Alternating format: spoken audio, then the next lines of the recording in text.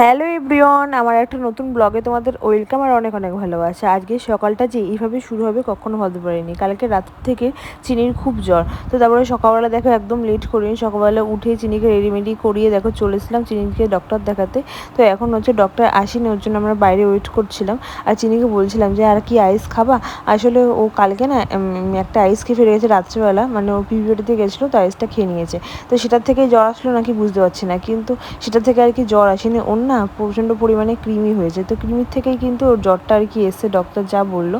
আর আমিও দেখেছি যখন পটি করে তো তখন কিন্তু কৃমিও বেরায় কিন্তু। তো সেটা খেয়াল করে একটা ফটো তুলে নিয়েছিলাম, সেটা ডক্টরকে দেখিয়েছিলাম। তারপরে হচ্ছে ডক্টরের কাছ থেকে ওষুধ টষুধ নিয়ে তারপরে কিন্তু আমরা বাড়ি চলে এসেছিলাম। রাত্রিবেলা এসে দেখো চিনি এই ঘরটা আর কি বার্থডেতে গিফট পেয়েছিলো, সেটাতেই দেখো সাজিয়ে গুছিয়ে এখন হচ্ছে ঘরের মধ্যে রয়েছে। জ্বর এসছে বলে ওর জন্য কিন্তু হাতালে একটা জামা পরিয়ে দিয়েছি, যেহেতু শীতও করছে ওর।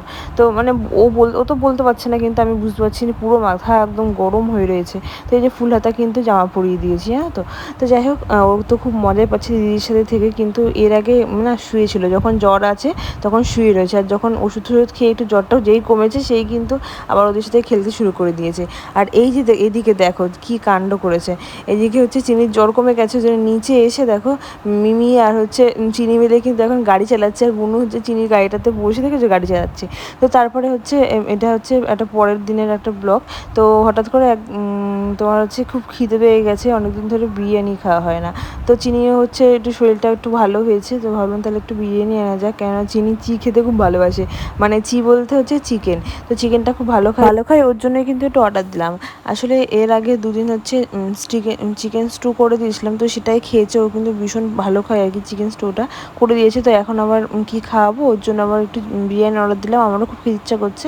তো তারপরে এই যে এটা হচ্ছে তারপরের দিনের একটা সকালের ভিডিও। আমরা এখন কোথায় যাচ্ছি বলো তো?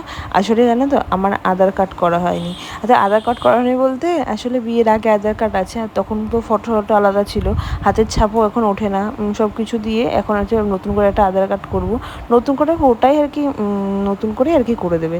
তো তারপরে এই যে দেখো আধার কার্ড তো আর হলো না, পরে আবার গেছিলাম জানো না, এদিনকে হয়নি, আবার অন্য একদিন যেতে হয়েছিল।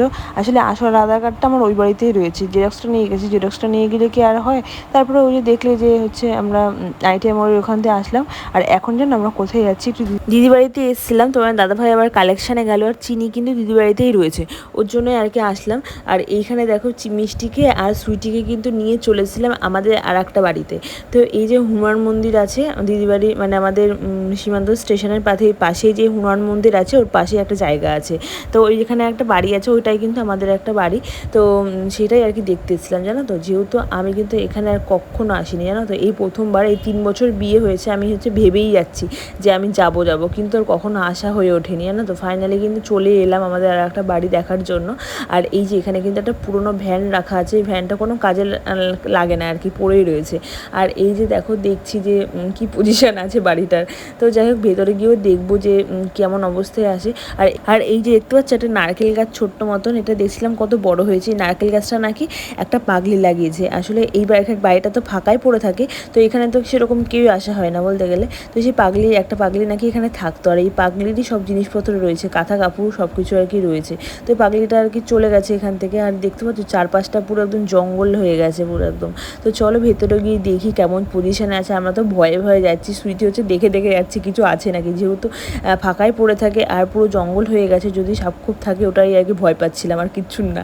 তো তারপরে দেখো কেমন করে উঁকি মেরে দেখছি, আমি তো ভয়ে আর কি করছি। তারপরে দেখো তোমাদের দেখাচ্ছি ঘরের পজিশনটা কেমন আছে।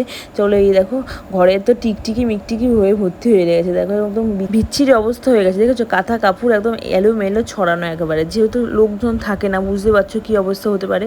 দেখি এই জায়গাটা নিয়ে কী করা যায়। আর এই যে দেখতে পাচ্ছ টিকটিকি বসে রয়েছে।